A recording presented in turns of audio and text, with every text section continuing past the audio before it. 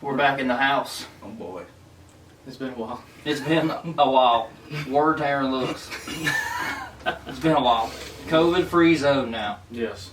Fucking finally. Hey. Yeah. And we got our boy Matthew Gillespie on here for a special pod because whether you like it or not, it's a special time. It's election day. Yes. No. Hey. Most people think it's going to be a nightmare, including myself. Oh, the world's probably gonna just, collapse. 79 days of hell. Alex Jones says that. Yeah. You want to dive into this election for these people? These people have the choice. Yeah. To either listen to MSNBC, Fox News, CNN, or this podcast to get their information. And if you are listening, thanks. Thanks a lot. Not sponsored. No. With nothing. Yet. Alright, boys, we need to dive into this quickly. Mm-hmm. How did we get to this point of Donald J. Trump versus Joseph Biden? How did we get here? How did the party... I'm going to rant on Joe Biden real fast. And for you guys, I'm going to call it down the middle. Right. Because I don't have a preference. How does the party of color, youth, and women come up with a 78-year-old career politician white guy With dementia. to be their candidate against one of the most divisive presidential candidates of all time, Donald Trump? Hypocrisy? That's the only thing. That's the only answer. Yeah. Yeah. Why did we get to this? What went into the process of choosing Joe Biden? Well, it probably goes all the way back to George Bush. And... Here we go. Well, you go back to George Bush because you first start with the largest growth of the federal government in the United States history with the Department of Homeland Security. Yes.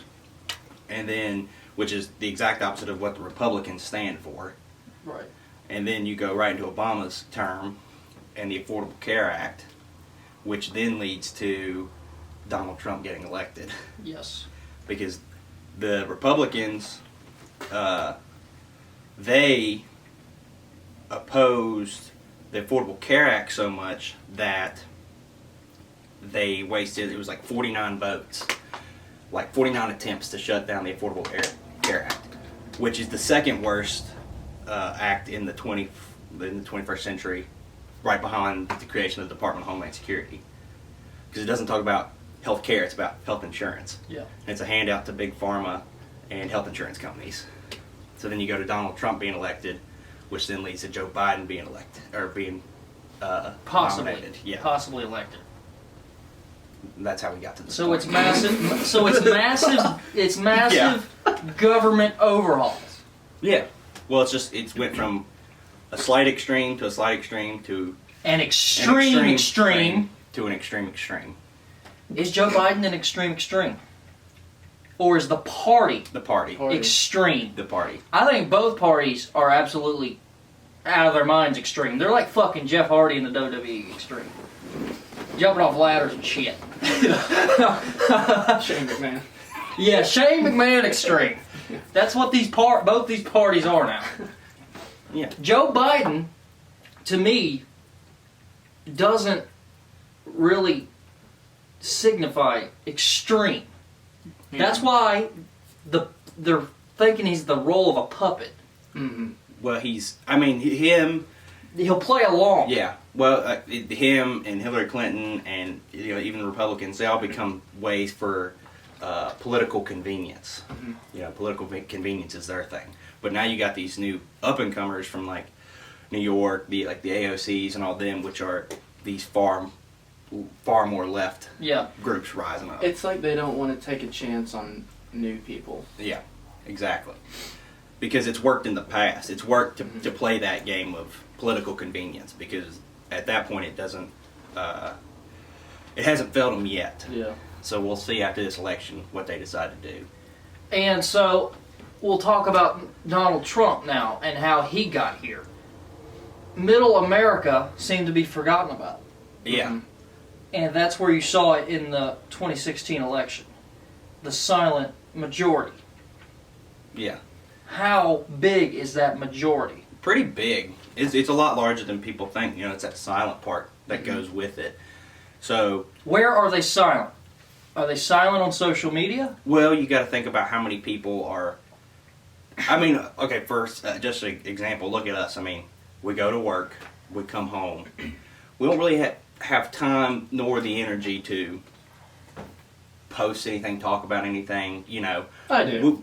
I mean, you get what I'm saying though. Yeah. We go out of our way to research stuff and everything. Yeah. But now think about someone who has to work like 2 jobs to make ends meet, or you know, has kids to take care of at the end of the day, or they work and then they also have a farm or a ranch or something like that, their own business. They don't have time to be as divisive as everyone else is, and so their concern primarily is their sphere of influence. Right. So all they can do, you know, it's a 3-foot zone. Worry about what you can only touch within your 3-foot zone. It's like one-dimensional. Like, oh, is this going to benefit my kid? Then I'm going to vote for this person. Yeah. Or if this is going to benefit my job, I'm going to vote for that person. Well, it's like with Donald Trump right now, like people's 401ks are doing well because the market's doing well.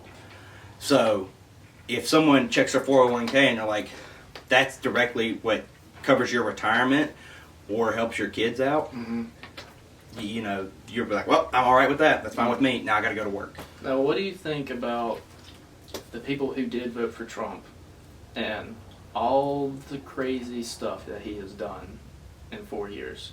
And said. Especially. Well, How much has you think changed their perspective of him and don't want to vote for him this Some time? people have doubled down. I don't think it's. I think it's like a negligent amount. Yeah. I think it's because even though he says crazy things and it seems like crazy things are happening because there are crazy things happening, there are things that he's taking care of. Like right now, there are things you don't hear about. Like there's like 4 Middle Eastern countries that have made peace deals with Israel, the Saudi Arabia, Egypt, Jordan, and I think one other country. They've all signed peace deals, primarily sponsored by him, that he set up. You know, he handled things with North Korea to a point where it's actually at a working relationship.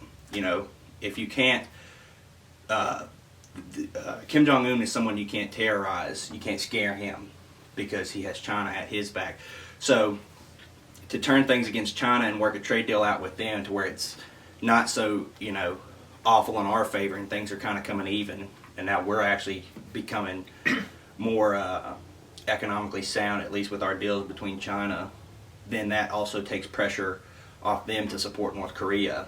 But also now if you're able to meet with him and talk with him, then that also helps, you know, because it's already proven that fear doesn't work against him. He met Kim Jong-un. Yeah.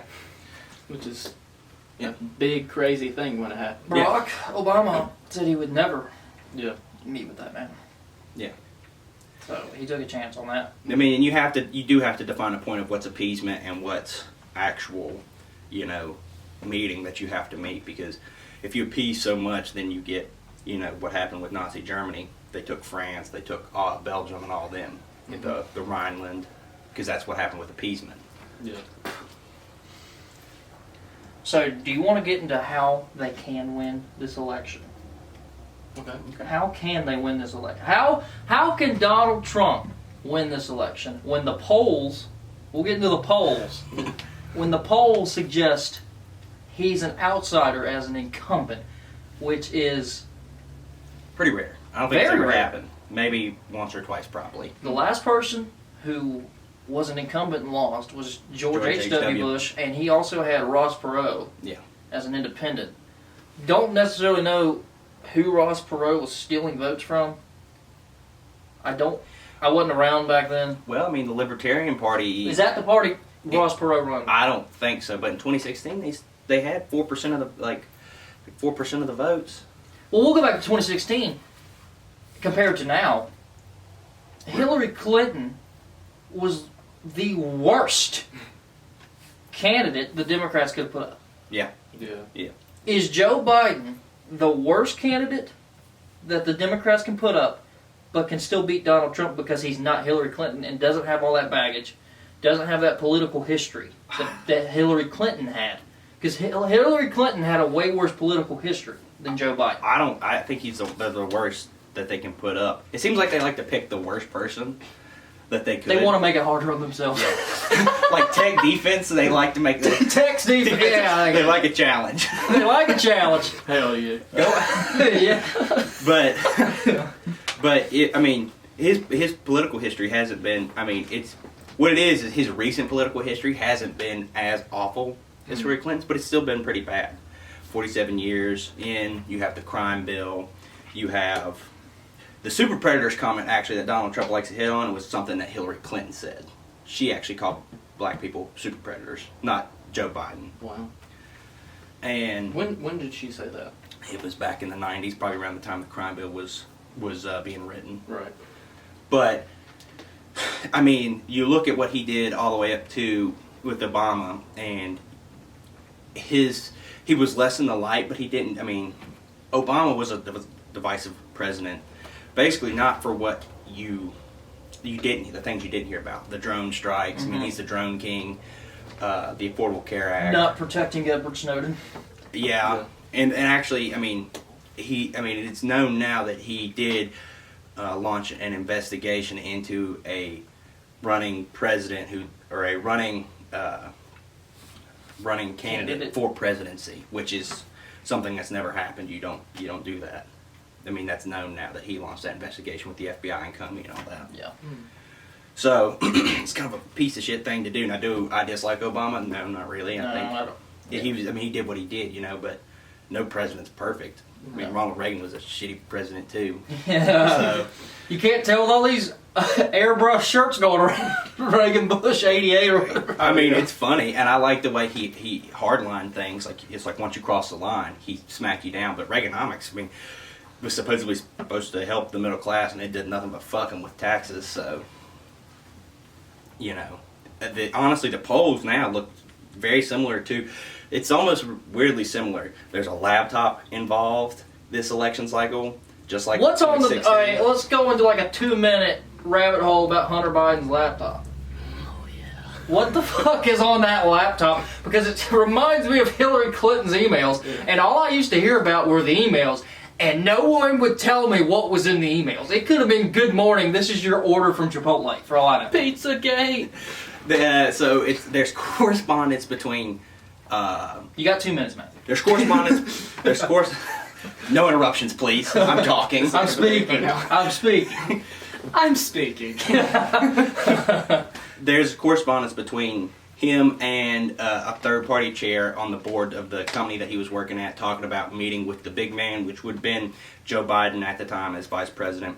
Within Is this a Ukrainian business? Yes. Okay. At that time, that Ukrainian businessman or that company was under investigation. Joe Biden brags about getting that prosecutor fired, openly brags about it. Okay. Because he said he would deny aid to the Ukraine if he didn't get fired. And then, Ransom. not only that was on there, but there's also videos of Hunter Biden, explicit videos, porn videos, smoking crack. And and then there's young women on the video too, and their faces are blurred. And from what I know, the only reason you would blur their face is if they were minors. Oh God. So Let's I not. guess it runs in the family. Let's not go into that rabbit hole. anyway, God. the polls look super similar to 2016. There's a laptop now. It's very similar to how 2016 was set up. All right, I'm gonna pull up the polls as of Halloween, which was last night when we record this podcast. This is 270towin.com. Okay. Don't know how accurate the polls are. This is just what I got. National average: Joseph Biden 51%, Donald Trump 44%. What do we make of that? Has the race, because maybe back when the first debate, I don't know if Trump was down double digits, but it was damn near close. Yeah. How have they tightened?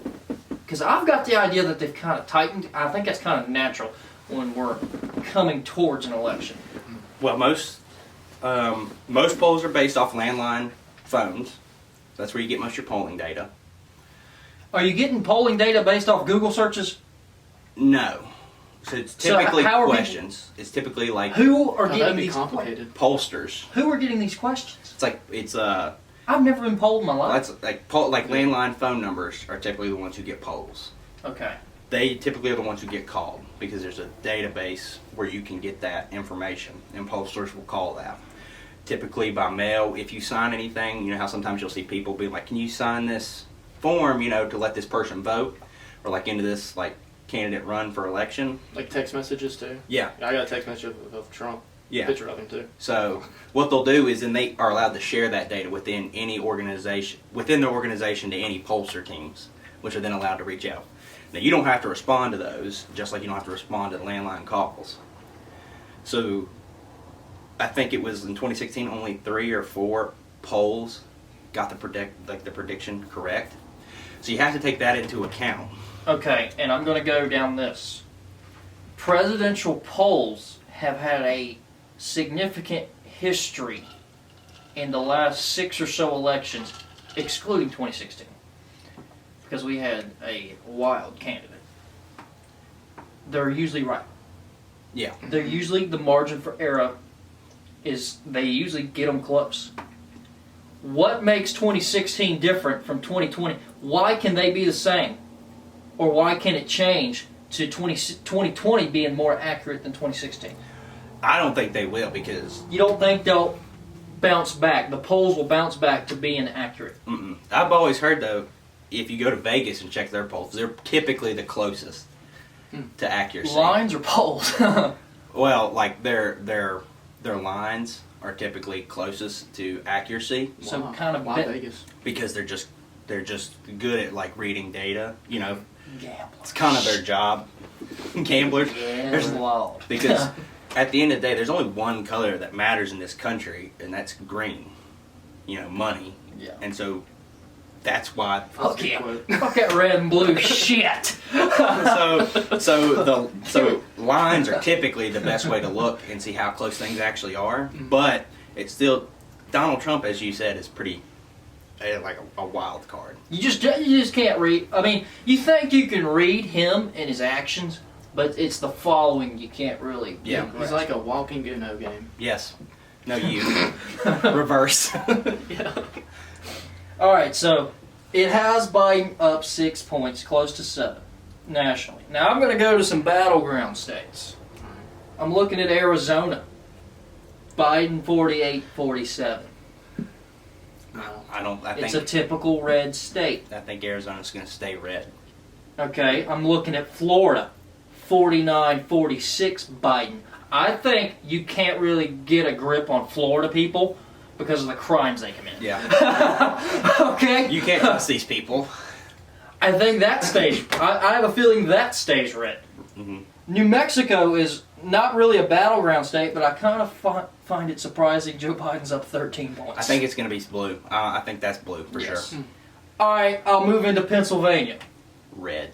I think it's going red. 50-40, but Joe Biden's fracking comments might piss off a bunch of mid-America, Pennsylvania, Ohio, Indiana kind of vote. Red.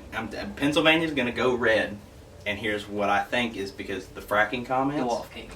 But you got Pittsburgh, which is going to go red. Yeah. Philadelphia will probably be blue. But then you got all those, the other part of Pennsylvania that's back towards Ohio. What do you think about the rioting in Philadelphia Philadelphia? that could lead to exhausted middle voters saying enough with this shit Going to go red. and go red? I think it'll go. It might, but I think Pennsylvania as a whole state will be red. All right, I'll move in. I'll look for battlegrounds. I'm looking at Iowa. Donald Trump, 47-46. I think it stays I red. think it stays red. And I saw a tweet. I'm going to bring this up again. It said some delusional, MAGA person said Donald Trump's the best thing to happen to Iowa. And the guy said, "Have you ever heard of Slipknot?" That's the best thing to come out of Iowa. Slipknot. Slipknot, yeah. Caterpillar. Caterpillar. All right, I'm looking for Ohio. Ohio.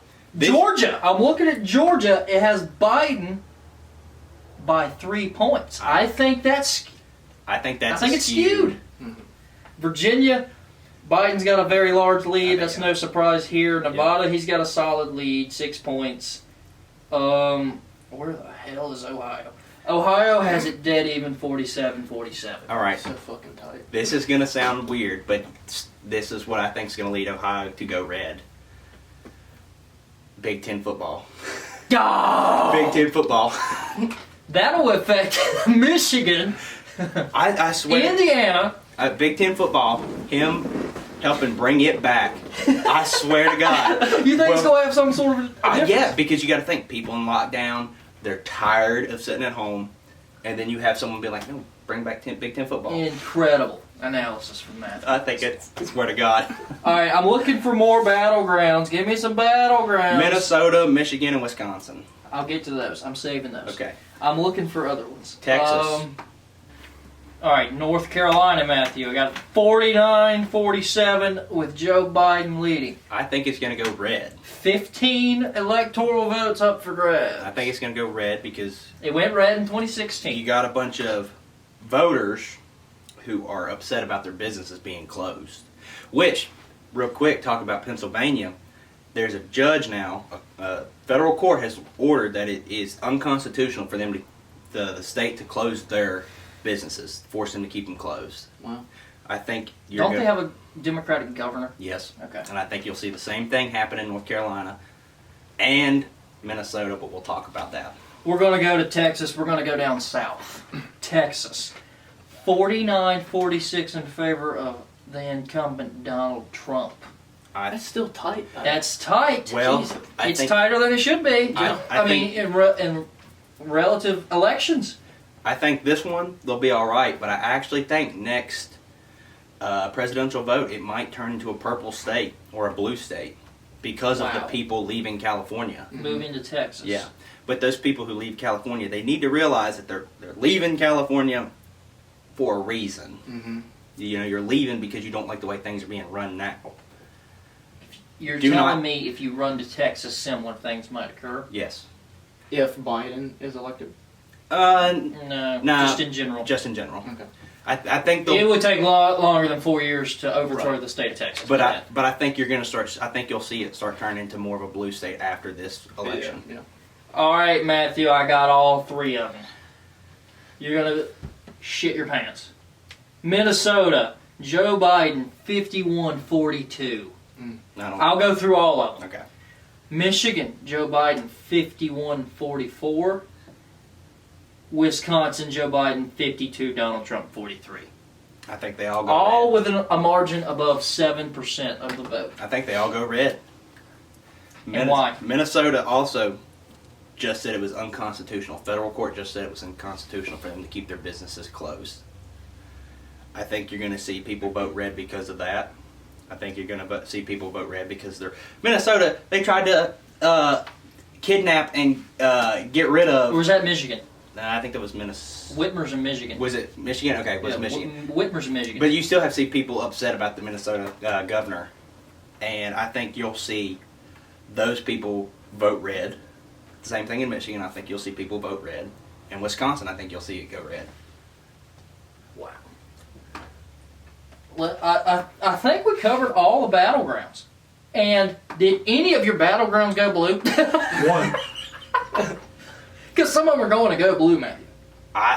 Those maybe Arizona, New Mexico, Arizona, Florida's kind of hard to get a read. Florida will probably go red. I think Pennsylvania and Ohio go red. And you know what the saying is about Ohio? No. Whatever Ohio goes, that's what Oh. the country goes. Wow. It's won. Wait, well. Ohio has won like a stupid amount. Like if someone wins the battleground state of Ohio, it has won a stupid amount of elections. Mm. They were close. So we gotta keep an eye on Ohio. Yes. I think early on though, Gotcha. what you'll see is, I think in voting history, Democrats typically vote early or do mail-ins. They're typically the people to go and do it early. Yeah. And then Republicans are typically people who will go in and vote and on the day of. Right. And their votes typically come in later. That makes sense. Traditional. Traditional, yeah. All right. I think we've hammered the candidates. Everybody knows the candidates. If you don't know the candidates at this point, Yep. Just stupid. yeah, you got like 3 brain cells. But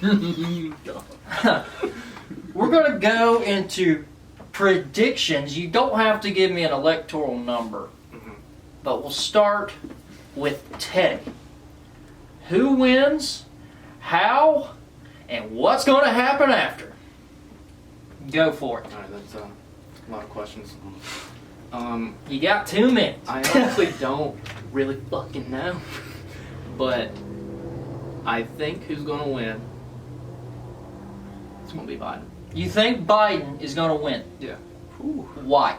I think that people have seen Trump's true self. Do you think they're exhausted from Donald Trump? Yeah. And that regardless of how Biden is, they're just gonna Discipline? they're thinking, you know, It's something different. yeah, they need what do you call it? Reform. No. And I think they're just like, we got him, but hopefully the vice president will, you know, Push him along. yeah. And what was the next question? What do you think's going to happen after? Oh, it's gonna be shit. Rioting? Yeah. Contested election, perhaps? One side saying it's rigged, regardless Yeah. of proof? I feel like people are just gonna go insane. There's gonna be more riots, and yeah, the world's So that's fucked. So we got 1 on the board for Joseph Biden.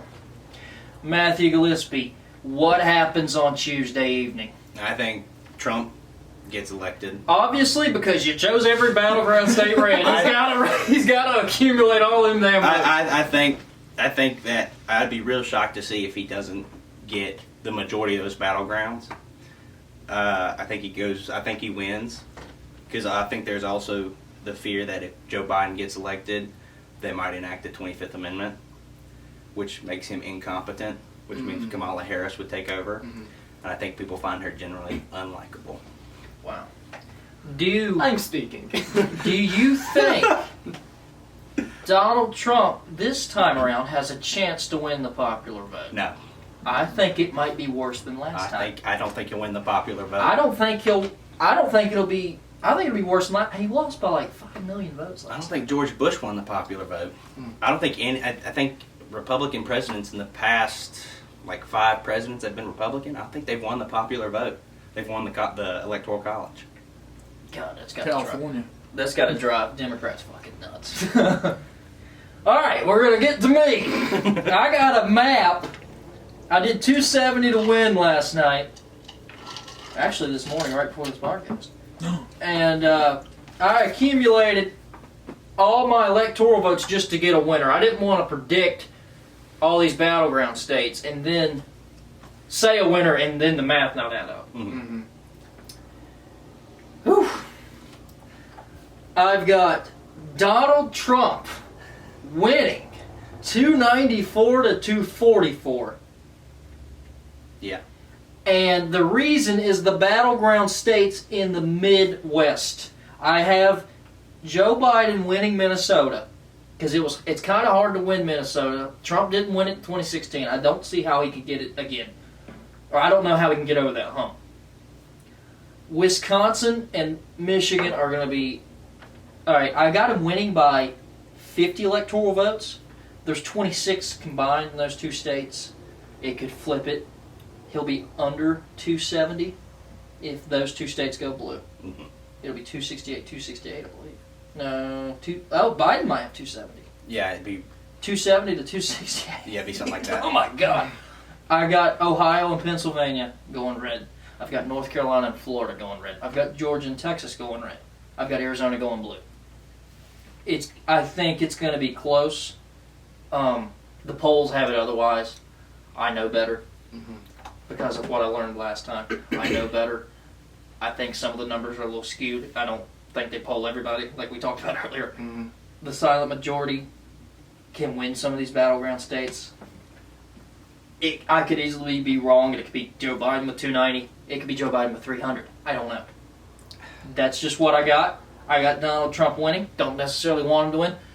don't necessarily want Joe Biden to win. I don't like either one of them. Yeah. That's why I was like, regardless who wins, we're fucked anyways. I would like to say, though, Joe Biden wins, you will see a mass reopening of the country. You think so? Yeah. I've had this argument with people. I'm on the rocks with that. I'm on the rocks with it too because I see how California Yeah. is still locked down. Like you can't even trick or treat Yeah. in California in October, and California had one of the better numbers of coronavirus cases in the country, and they still won't open up. Yeah. I think, and Joe Biden has said that he would not oppose shutting down the country again, and you just saw the UK shut down their country yesterday. But you need his first 100 days to look good. That's the big number. First 100. That's where you need it to look good. So I think if Trump wins, you'll see them fight, the Democrats fight all the way to those first 100 to make it look bad. I think if Biden wins, you'll see those first 100 days try to be, you'll see him try to open stuff back up. Be more lax with everything because you need it to look good. And That makes sense. I am, for one, I think coronavirus will still be around in January. Yeah. I think it'll still be whooping ass and taking names. So it's gonna be Joe Biden if he wins. It's gonna be on him. Mm-hmm. What are you gonna do to combat the coronavirus? Yeah. Because all we've heard about is how Donald Trump handled it shitty. Yeah. And remember that campaign ad I was talking to you about, Matthew? To make this quick, I saw a campaign ad for Joe Biden. And I was on the fence about Joe Biden. It said, it was this woman talking about her kids in her hair salon or something. She said she didn't want her kids or herself to die from COVID. That's why she's voting for Joe Biden. Super divisive. Holy Super divisive. shit. You act like Joe Biden becoming president is going to reduce your chances of dying from COVID? Like COVID gives a fuck who's in the White House. I'd also like to point out where Donald Trump beat COVID will also help him You think Yes. so? turn that around. Yeah. Also, But it's also like he got Walter Reed medical treatment. Yeah. He got roids. he got the best. He got. I mean, we'll never be able to get that. No. But there are a lot of You think that played a difference? fucking idiots out there who'll be like, "Look at him! Yeah. He beat it." Also, going back to where people are sick and tired of being locked up and stuff, like around here, Yeah. like the whole trick-or-treating thing, people were at their houses ready for kids Yep. to come because they're tired of the lockup, they're tired of COVID, so maybe they'll vote for Trump. Yep. I can see that. I just don't see the reopening of the country with the Democrats of what they've said. Yeah. Going by what they've said and what they're doing in some of these liberal states like New York and California, I'm not seeing a mass reopening like you suggested. I'm not seeing it. It could happen. I've heard some dumb theories of why it would happen. That was a more intelligent theory, but that's what I got. That's what you boys got. So we got 2 Donald Trumps and 1 Biden. I think that's pretty good. It'd been bad if it was all 3 Biden or bad if it was all 3 Trump. I mean, I'm rolling the dice just because. our buddy Smith thinks Biden's gonna steal it too. Yeah. I'm rolling the dice because the amount of times the Democrat has tried to just screw up Trump's, run Yeah. countless times. What makes you think they're planning something conspiracy? Oh boy, here we go. You know. Let me put this. Maybe they're coming up with something for Biden to win under the table. No. I mean, I doubt it, but I mean, I know Arizona and I think Minnesota or Michigan they've already seen some, Like the whole post office shit. well, they have seen some voter fraud happen there already with the government. And the voter fraud, Like for some reason they talk that's the about biggest how thing. voter fraud is very unlikely to happen in elections. This is the biggest election we've ever had with the most ballots cast. Well, it's just you're setting the stage. You preset everything. Yeah. And, it all depends on how things vote, too. In North Carolina, there's no ID. You just give your name and your address. That's public information, especially if you're a public servant. You just say, oh, this is me and this is where I'm from. But like in Texas, you have to go in, show your ID, get a little form from them that you slide in the machine before you can even vote that recognizes that's your form and all that. So it's different voter techniques, too. And just real quick, when you talk about the mass reopening, and based on what they said, you got to remember Joe Biden is an old school Democrat. Political convenience is his game. So it's convenient for him right now to say these things because it goes against Donald Trump. But it's convenient for him to open it up because it works for him. And do you think we should end it on that? Sure. So we're going to call in Josh Farrell and give his take on all this. So yeah, let me get him on the Zoom.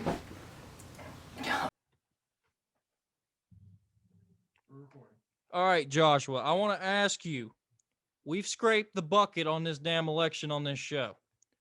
How did we get to the point of our presidential candidates being Donald J. Trump and Joseph Biden? How did we get here?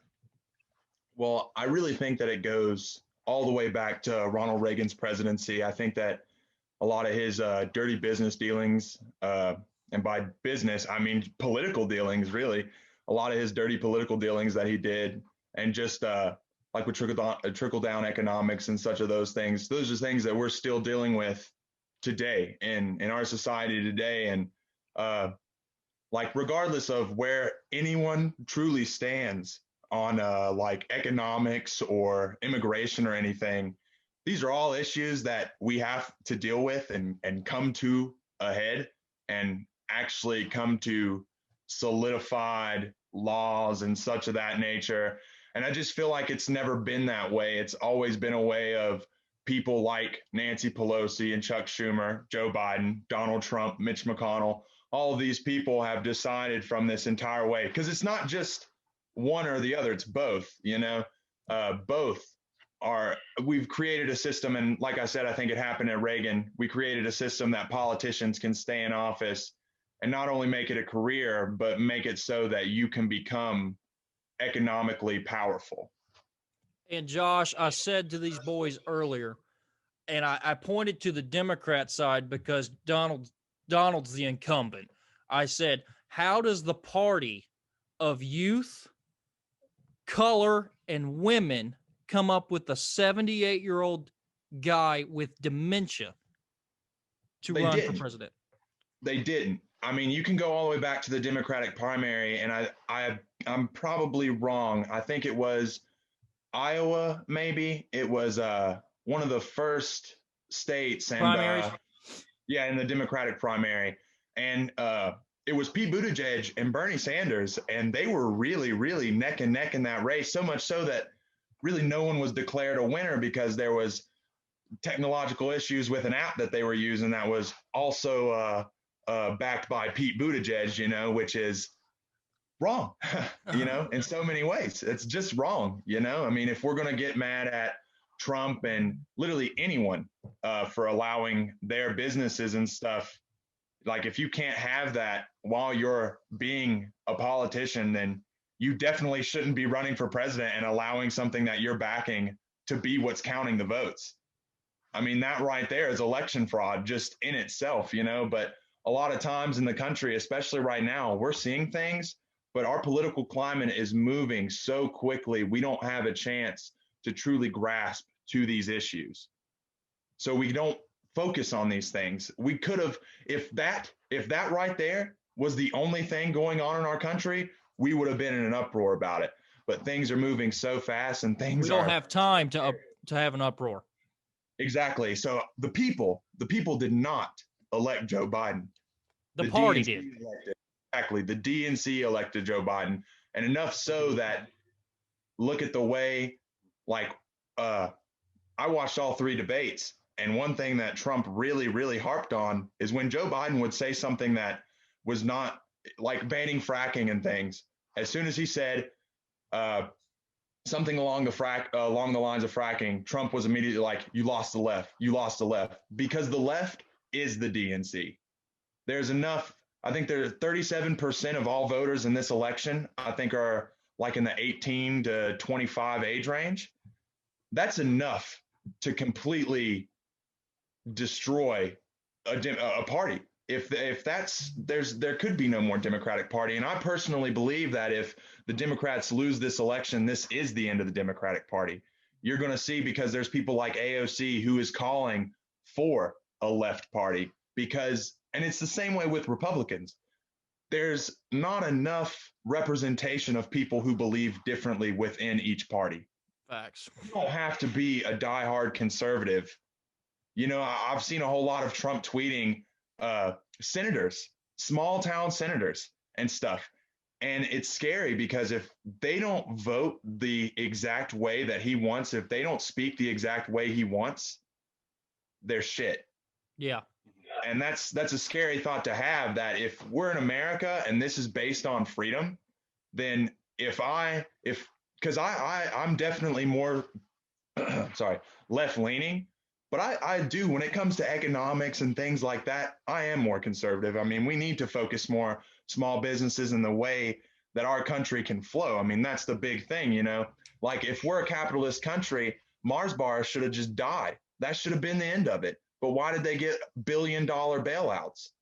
They shouldn't. But we see here in our area the amount of people who are losing their lives, their livelihood, the things that they have worked on their entire lives, and they're losing it. And it sucks because you see Trump go out there and say, well, we need to open the whole way. But realistically, that's not possible. And here we are, months and months after we got our last stimulus package. Now there's 50 million Americans homeless. You know, people are out of jobs.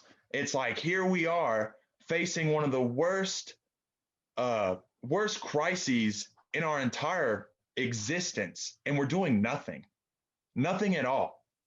I mean, I'm real passionate about this stuff because I hate to see people suffering when we have the means to do it.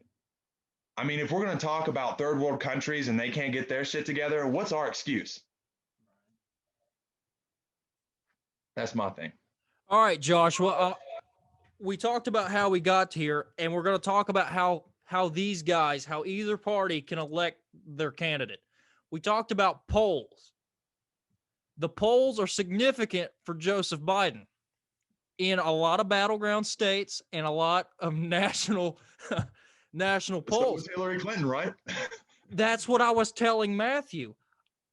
Presidential polls, they're not 100% accurate, but they're usually within margin of error, pretty correct. They weren't correct in 2016. Why would 2016 carry over to 2020? Does it change? Are the polls correct? No, They're not nothing's correct. This is the Twilight Zone. All right. You don't think the polls will bounce back? No. And be correct. No. Okay. How can you get a correct source of information coming from a biased source? How can I trust CNN to give me a fair and balanced estimation of anything on politics if they are left-leaning? How can I do the same for Fox? I don't trust. And a lot of that distrust comes from the 2016 election. But just by actions, you can tell that this is not the way. It's just not correct. I mean, seriously.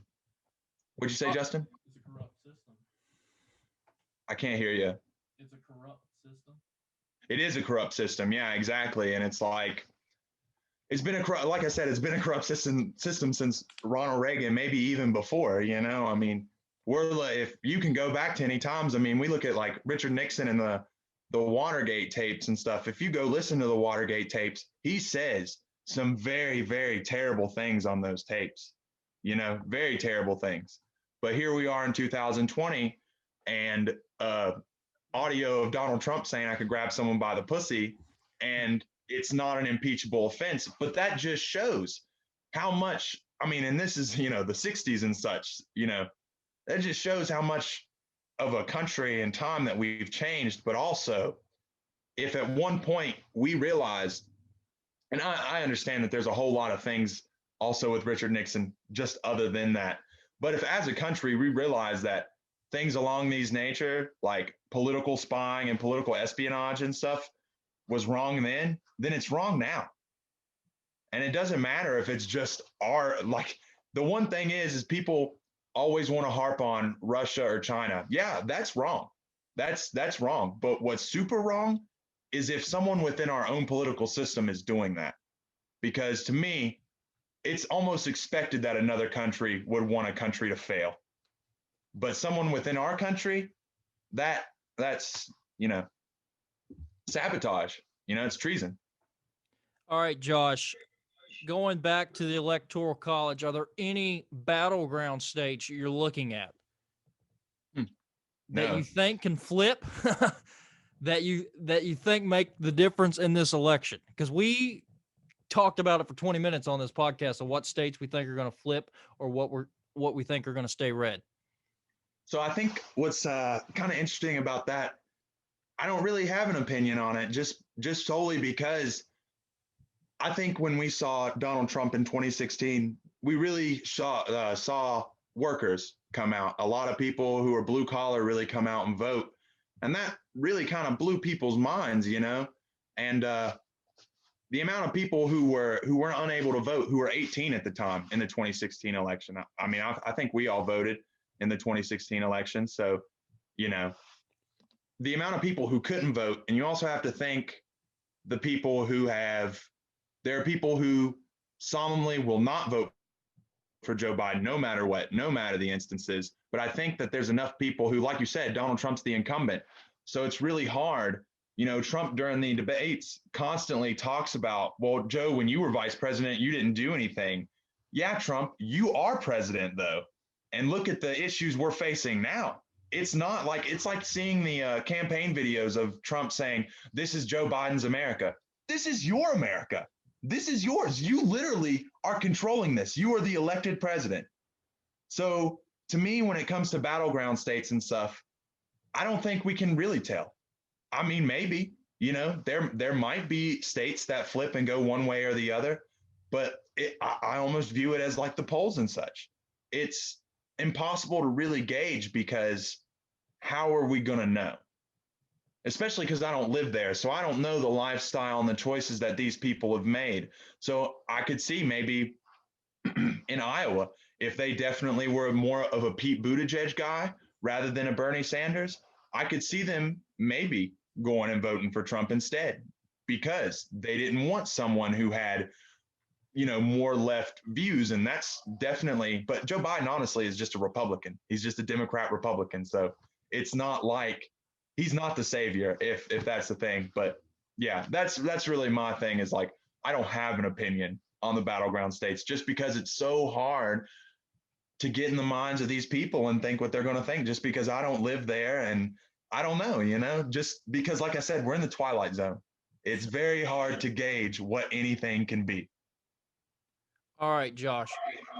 We discussed after who we thought was going to win the presidency, and I asked him a question afterwards. What's going to happen after? Contested election is a possibility. Rioting. I just asked him an aftermath. Right now, who do you think's going to win? What do you think's going to happen? All right. So you can go for as long as you want, son. Good. Okay. Because this is going to be a minute. All right. So I went to DC and protested in some of the Black Lives Matter protests that were going on. I was actually there the day that Trump came out and gassed all the people and then went to that church and held up his Bible. I left about 30 minutes before all of that actually happened. I could hear the sirens and stuff getting closer, so we left. And when I was leaving Washington, D.C., I saw 12 or 13 SWAT vans, about 8 or 9 motorcycle cops, things along that nature. And let me tell you, it was very, very scary.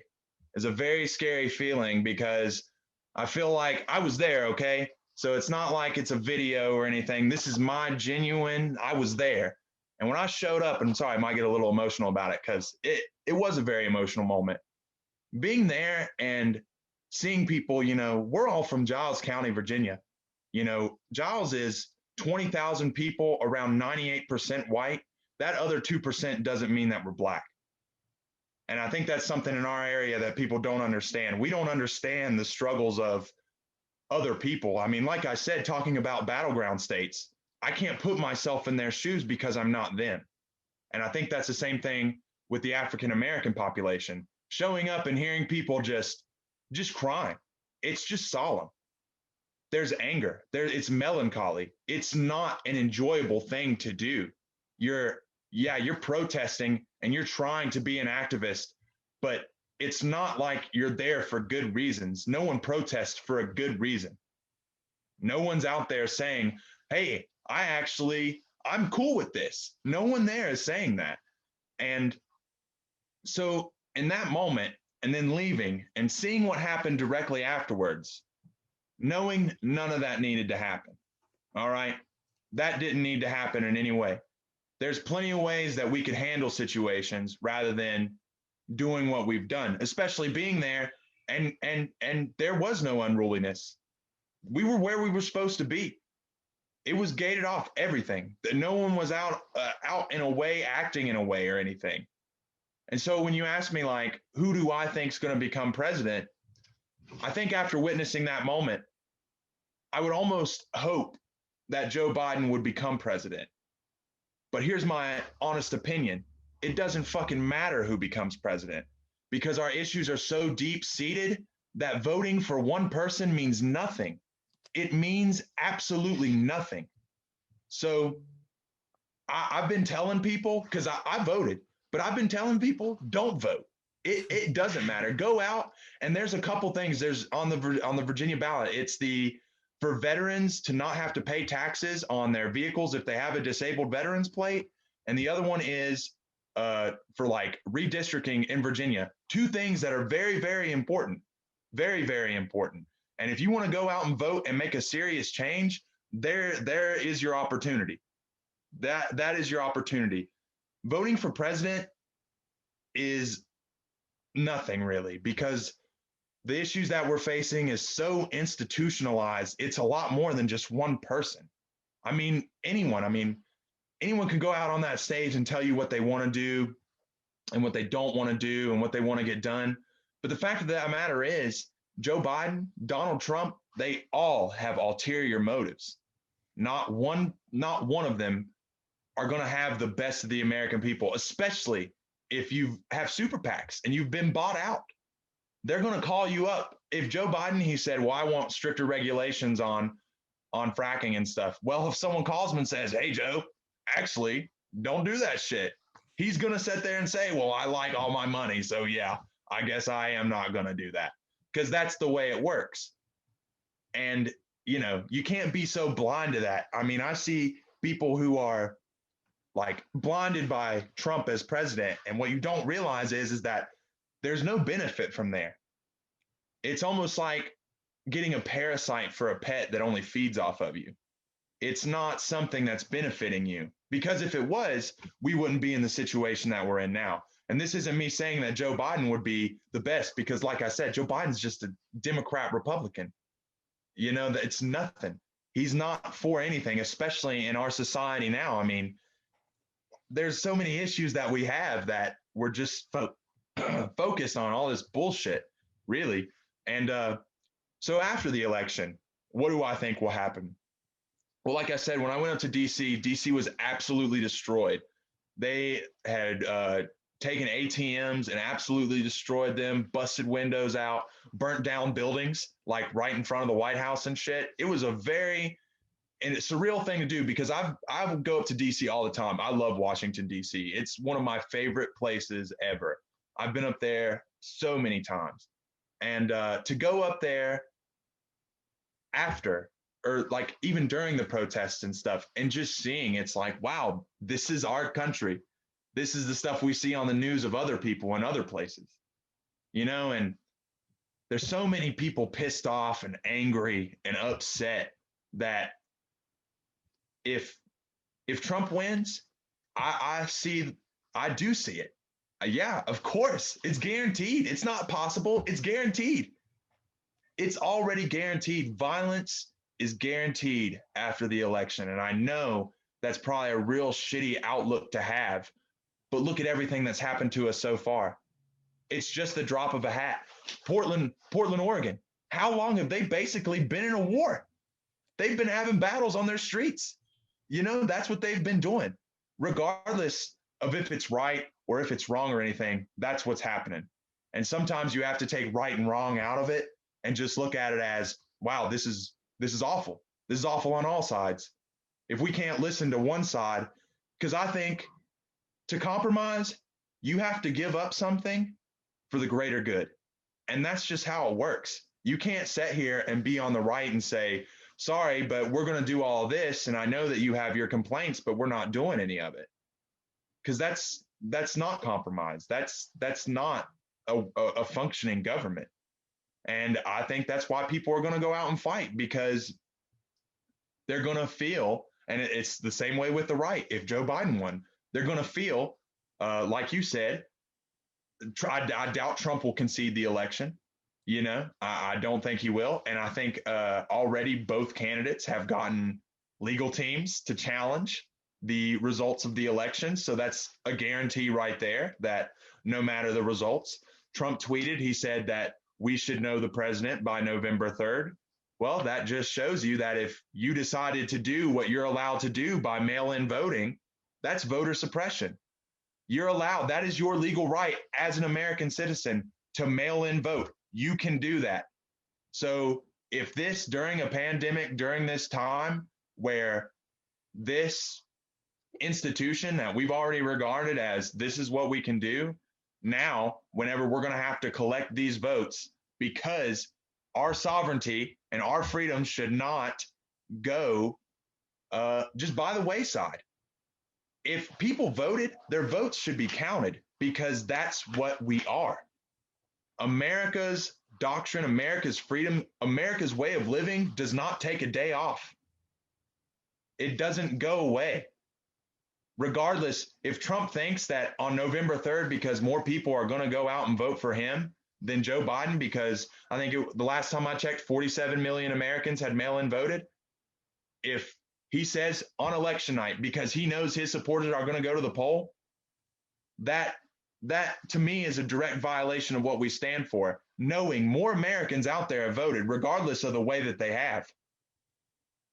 And now their vote, your voice doesn't matter, all because you think election night. I mean, look at the 2000 with George Bush and Al Gore. Look how long that took. But we did it. We did it because that's what we stand for. We don't just give up on the day. We continue and we come to a conclusion, and that's it. We don't take side roads. We don't cut. We work hard because that's what American is. And that's what I think. I think, yeah. Wow. It's like 2036 or something. Gold Stevers for District 13. Well, Joshua, we appreciate you for your passionate views, and you come and spill them into this mic for the masses to hear. Well, thanks. We're trying to get. Go ahead. You go ahead. Floor I was is going to yours. say, it's not a thing of, and if I can really just plead to people out there, like seriously, to everyone listening to this, you have to understand that these issues are a lot deeper than just the president of the United States. It truly is. Voting for president, regardless of whether it's Trump or Joe Biden, will be a lot of work, especially from our generation. There is so much stuff that we need to fix and clean up. It's a lot deeper than just being a conservative or a Democrat, being far right or being far left. It's about being an American, something that we have lost hold of. Our parents, the older generations, got to live through the 80s, the 70s, 80s, 90s times that they can look back on and be like, wow, things are great. But that's the issue. Things weren't great then. They solely ignored everything that was coming to them. And here we are having to fix it. I'm begging you, you need to look to the person to the left of you, the person to the right, and then you need to look ahead and say, we're going forward together, because together is the only way we fix these issues. Damn. Well, You know what sucks is like I was thinking like, oh, I'll get invited on here. I'll come on here. I'll talk some wrestling. I'll talk some fighting. I'll talk Josh, some we'll get shit. you we'll get you on for another time. Like I told these boys, it's a special episode for a dark time. This Exactly. election episode. Exactly. Yeah. The thing I appreciate about it, Josh, is that even though there are things we probably disagree on, what I appreciate about you is you calling out the political convenience of politicians. It's so convenient for them to just pick and say whatever they want. And the fact that at the end of the day, we're all Americans. And that's what, we're here, we live here. This is what we should do to fix America. And like I said, until we can come to like, I'll use abortion as an example and gun control and things along that nature. Those things have to come to an end. It has to come to a clear and concise conversation of what we're going to do. Because if we spend the next 10 years just constantly protesting and fighting about whether whatever we think is going to be right or wrong, then we're doomed. We're just doomed to fail until we can finally sit here and be like, all right, well, here's a logical argument and this is what we're going to do. Then that's when we'll start to benefit. But until then, We're not moving forward. Exactly. I think it's so hard to get people to come together and talk too, because right now people are just so polarized about one opinion that affects, it's 1/8 of a whole circle, you gotta look past the 1/8 and get to the whole circle. And I think something that really bothers people is that when you come to them with alternative opinions or you come with them with facts that contradict them, they get mad because they feel like you're calling them stupid. And that's something we have to get past. You're not stupid if you just don't know. It's a thing of getting more information and learning more. I learn stuff all the time. I'm wrong all the time, but that's what learning is. And, it shouldn't be a thing of being afraid or getting mad when someone sat here and tells you, well, I don't know if I believe that. On both sides, you need to listen to the point of view and then gauge for yourself. A lot of this comes down to the person and what they're willing to do. If you're willing to just see an article on Facebook and just read the title and be like, oh my God, Elvis fucked 6 kids. Holy shit. Then you're going to be like, oh my God. And you see a whole bunch of people share that. All of us would be like, well, probably not. Honestly, in 2020, but there's enough people who would believe stuff like that. And there is a psychological effect. I forget what it's called now, but it's where you double PTSD. down. Well, yeah, where you double down on your beliefs. It was carried out by, I believe, Harvard. They presented the participants with information that showed the Iraq War when we invaded that. Do you believe there was WMDs in Iraq? And then they were like, yes. And then they showed him evidence to the contrary. And they were like, no, they're still there. They're still there. There's a doubling down effect that carries out in people. And I think we got to figure out a way to get past that psychological effect. Exactly. People just can't be wrong. I think that's the big thing. They just can't be wrong. And it's okay to be wrong because, like I said, I'm wrong all the time. I don't know everything. I used to think like before all this started, I was like, wow, Barack Obama, what a great president. But then you start learning and you start realizing, oh no, because your whole world comes crumbling down because your thought processes. And I think a lot of people, I think that's another thing, like you said, psychologically, I think that's not what people are unprepared for, is that questioning of the values that they've been rock solid in their entire lives and finally getting rocked by that notion of, wait, what? That sort of thing. Well, there's an excellent quote by a guy I like to listen to. He's very intelligent, Dan Holloway, and he says, you're wrong until you're right. So you're wrong all the way until you learn to you're right. And exactly. And that's the thing, processing information and consistently sitting there and learning. That is the only way. Education, man. Education. And education doesn't mean you have to go to college. Education means you could put on a history podcast for 30 minutes a day. That's education. Reading an article, that's education. Just absorb more knowledge. I'm not a political studies major. I'm a cinema major. I write stories and shit. That's what I do. I like to go out and kickbox and get punched in the face and shit. That's what I like to do. I am not a politician, but I feel like I know enough because I've learned enough. I've talked to enough people with opposing opinions of me. I've sat here and wanted to learn more because I wanted to be an engaged American. I wanted to know. There are things that I feel like I'm unwavering on, like human rights and stuff along that of that nature. There's no discussion. I'm solid in my stance. But those kind of things are not economic issues, things that are constantly changing, things that can change in 2 years, 5 years, 10 years. Those sort of things change. And it's okay to have a differing opinion, but you can't have the same opinion if you were 30 years old in 1970 and say, well, in 1970 it worked. Well, it's 2020. It doesn't. It doesn't work. We have access to information at our fingertips at any moment. We could look up anything. I mean, I was watching Joe Rogan's podcast, or just a clip where he was talking about if he were moderating the debate, and Joe Biden saying, well, I wouldn't ban fracking. And then he's like, I would just tell Jamie to pull that shit up and be like, well, here you are. You said it. And that's how it should be. We should have people right there at the debates because we have the technology to do so. Why are we just basing opinions off of just basically trying to fluff you up and say whatever you want? Come out there and say it with your chest. Say it like you mean it. And come prepared. That's my thing. Come with your facts. Exactly. Or Or get smacked. The only thing that's constant is change. That's the only thing that stays the same. That's Exactly. Well, Joshua, the next time we have you on, hopefully we're talking about mankind getting thrown off Hell in a Cell. I hope we're talking about some fights, some good fights, maybe our favorite fights. I hope we talk about, like you said, mankind, some of our favorite wrestling matches. I hope we finally schedule ETW from Coach Rose. Oh, I'm getting a little old for that.